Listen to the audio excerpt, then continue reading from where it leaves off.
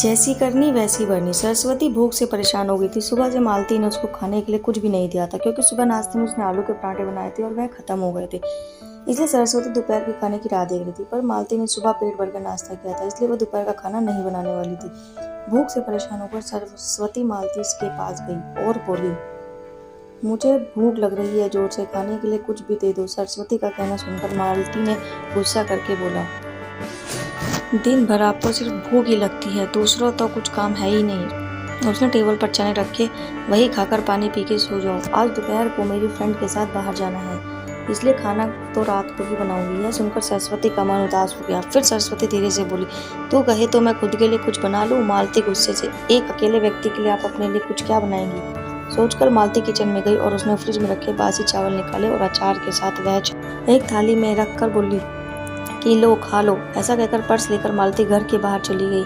चावल फ्रिज में रखे थे तभी भी खराब हो गए थे, उससे गंदी बदबू आ रही थी। सरस्वती ने गुस्से में चावल डस्टबिन में डाल दिए। उसके बाद उसने दाल चावल निकालकर अपने लिए गरम गरम खिचड़ी पकाई, पुदीने की चटनी के साथ खाई और सब बर्तन मांज कर किचन साफ कर दिया और चुपके से अपने रूम में जाकर सो गई। मालती ने भले ही खाना बनाने से मना कर दिया था, पर यह अगर उसका भी तो था, वह खुद का खाना खुद बना सकती है। दूसरे दिन सुबह सरस्वती अपने रूम में बैठी थी। इतने में उसका बेटा रमेश उसके पास आया और बोला, माँ आजकल महंगाई बहुत बढ़ गई है, मुझे घर चलाना बहुत मुश्किल हो रहा है, ऊपर से पापा की 13वीं पर भी खर्च हुआ है। माँ मैं सोच रहा हूँ कि एक रूम किराए पर दे दूँ, घर का किराया आने से घर खर्च में थोड़ी सी मदद हो जाएगी। सरस्वती बोली, तुझे जो ठीक लगे तू वही कर। उसके बाद रमेश गला साफ करते हुए बोला, माँ तेरा रूम खाली कर दे और नीचे के छोटे रूम में शिफ्ट हो जा। उस छोटे रूम में टॉयलेट और बाथरूम नहीं है तो उसे किराए पर नहीं दे सकते। सरस्वती एकदम से चौंक कर बोली, वह रूम छोटा है और वह तो स्टोर रूम है, मैं उधर रहूंगी तो टॉयलेट बाथरूम कैसे जाऊंगी? रमेश एकदम से बोला, माँ तू तो आंगन के टॉयलेट में जा सकती है, तू तो घर में ही रहती है ना। जिसको रूम किराए पर देंगे उसको सारी सुख सुविधा देनी चाहिए। वैसे भी यह रूम बहुत बड़ा है, पापा के जाने के बाद तुझे इतने बड़े रूम की क्या जरूरत? सरस्वती कुछ क्षण शांत रही और सोचने के बाद बोली, टेरेस पर जो रूम है वह भी तो कम किराए पर दे सकते हैं, उस रूम में भी तो सभी सुख सुविधाएं हैं। तो रमेश ने सरस्वती को जवाब दिया, नहीं माँ, वह रूम हम किराए पर नहीं दे सकते, वह मेहमानों के लिए रखा है। तुझे तो पता ही है कि मालती के मायके वाले का आना जाना चालू रहता है, इसलिए एक्स्ट्रा रूम मेहमानों के लिए रखना पड़ेगा। सरस्वती सब समझ गई थी कि बेटे ने तो उसका ही रूम किराए पर देने का निर्णय लिया है, क्योंकि वह बुढ़ापे में बेटे और बहू पर आश्रित थी। इसलिए रमेश से कुछ नहीं कहा और सरस्वती चुपचाप रूम खाली करने के लिए तैयार हो गई। उसने अपना थोड़ा सा सामान उठाया और छोटे रूम में शिफ्ट हो गई। उधर पुराने छोटे रूम में उसका जी घुटने लगा था। तब भी वह उस रूम में दिन रात काट रही थी। नया किराएदार आ गया था, सब पहले जैसे चल रहा था। घर में आए हुए किराएदार का नाम अशोक था, एक एनजीओ में काम करता था। वह हर रोज मालती और रमेश सरस्वती के साथ कैसा सलूक करते हैं वह देखता था। वह देखकर उसको बहुत बुरा लगता था। धीरे धीरे सरस्वती रमेश को अपने बेटे जैसा मानने लगी थी। अशोक भी आते जाते सरस्वती का हाल चाल पूछ लिया करता था और उसका ख्याल रखता था। रमेश और मालती को सरस्वती से कुछ भी लेना देना नहीं था। मालती बचा हुआ खाना उसको थाली में परोस कर देकर जाती थी, बेटा तो उसकी तरफ देखता ही नहीं था। सरस्वती तो पहले ही समझ चुकी थी कि बेटा पहले जैसा नहीं रहा है, वह बदल गया है। फिर भी वह आंखें बंद कर किसी पालतू पशु के जैसे घर में ही रहती थी, क्योंकि बुढ़ापे में दूसरा उसका कोई सहारा नहीं था। रोटी के 2 टुकड़े के लिए उसको उन्हीं के सहारे पर रहना पड़ता था। कभी कभी सरस्वती को बहुत रोना आता था। सरस्वती अशोक को अपने मन की बात बताने लगी थी। उसके पति मौत बेटे की लापरवाही से हुई थी, पर वह ज्यादा नहीं बोल पाई। जब पति काम पर जाते थे तब घर में हम दोनों का बहुत मान सम्मान मिलता था। जब वह काम करने में असमर्थ हो गए तब रमेश को उन्होंने घर खर्च में मदद किया कर ऐसा कहा। यह बात रमेश के मन को बहुत बुरी लगी। जब तक पति घर चला रहे थे रमेश अपने सब पैसे बचा लेता था, पर अब शर्म से और मजबूरी में उसको घर खर्च चलाना पड़ रहा था। धीरे धीरे माँ बाप का खर्चा उसको बोझ लगने लग गया था, लेकिन वह स्पष्ट रूप से कुछ नहीं कह सकता था। इस बीच पति का स्वास्थ्य बहुत बिगड़ गया और वह चल बसे। डॉक्टर के पास जाने से पता चला कि उसके पति को निमोनिया हुआ था। डॉक्टर थोड़ी महंगी दवाई लिखकर देता था, तो रमेश पैसे बचाने के चक्कर में आधी दवाई लाकर देता था। शुरू में पति का स्वास्थ्य सुधर गया था, तब रमेश ने उसकी गोलियां औषधियां बंद कर दी थी। पति भी इन चीजों पर इतना ध्यान नहीं देता था, लेकिन एक रात में उन्हें सांस लेने में बहुत परेशानी हुई। सरस्वती बहुत घबरा गई थी और वह भाग कर अपने रमेश के कमरे का दरवाजा ठोकने लगी और कहने लगी, पापा का स्वार्थ बहुत बिगड़ गया है, हमें डॉक्टर के पास उनको तुरंत लेकर जाना पड़ेगा। उस पर रमेश बोला, माँ मुझे सोने दो, मुझे बहुत नींद आ रही है, हम सुबह पापा को डॉक्टर के पास ले जाएंगे। ऐसा कहकर उसने दरवाजा बंद कर दिया। सरस्वती रात भर पति के तकिए के पास बैठकर चिंतित रही।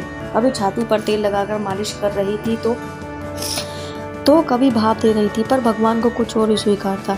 सुबह तक उसकी मृत्यु हो गई थी। घर कब्रिस्तान जैसे शांति में घिर गया था। रमेश रोने का नाटक करने लगा। मालती तो ऐसे रो रही थी जैसे वास्तव में उसके ससुर चल बसे हैं। इस बात पर बहुत दुख हो रहा था। सबसे ज्यादा धक्का तो सिर्फ सरस्वती को लगा था, पर वह कुछ बोल नहीं पा रही थी। उसकी आंखों से आंसू बह रहे थे और उसके होठ थर थर कांप रहे थे, जैसे कि वो कहना चाहती हो कि अब एक पल रोने का नाटक क्यों कर रहे हो, मेरे पति की मौत के आप दोनों ही जवाबदेही हो। पर वह कुछ बोल नहीं पाई। कार्यक्रम समाप्त हो गया। सरस्वती के दिमाग में हमेशा एक बात चलती थी, रमेश ने लापरवाही नहीं की होती तो आज उसका पति जिंदा होता।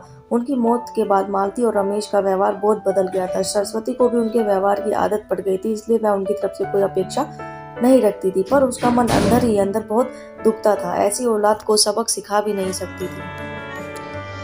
एक दिन किराएदार अशोक उसके पास आया और सरस्वती को कुछ बातें उसने समझाई। वह बातें सुनकर सरस्वती की आंखों में एक नई उम्मीद जागी।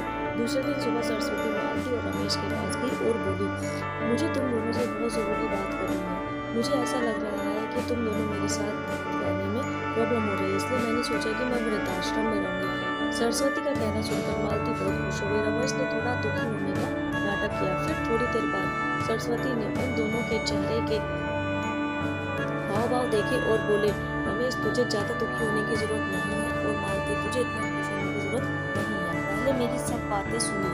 और सरस्वती हंसकर बोली, यह बात सच्ची है कि मैं वृद्धाश्रम में रहूंगी, पर मैं इस घर से कहीं नहीं जाऊंगी। मैं इस घर को वृद्धाश्रम बनाऊंगी। अब यहाँ तुम्हारे जैसे स्वार्थी बेटे और बहू नहीं रहेंगे, मेरे जैसे बूढ़े लोग रहेंगे।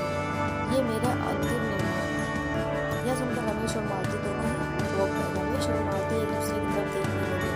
उन दोनों ने सोचा था कि सरस्वती घर छोड़कर चली जाएगी तो वह दोनों खुशी खुशी से साथ में रहेंगे। उनको लगा था कि अब उनको सरस्वती की जवाबदेही लेनी नहीं पड़ेगी, उसका ख्याल नहीं रखना पड़ेगा, पर इधर तो सब उल्टा हो गया था। सरस्वती का कहना सुनकर रमेश गुस्से से बोला, माँ तेरा दिमाग तो ठीक है ना, इस घर पर मेरा भी अधिकार है, फिर तू इस घर को कैसे वृद्धाश्रम बना सकती है। सरस्वती बोलती है, बेटा तू भूल रहा है कि घर अभी मेरे ही नाम पर है। सरस्वती गुस्से में बोली, तुम दोनों ने मुझे बहुत परेशान किया है।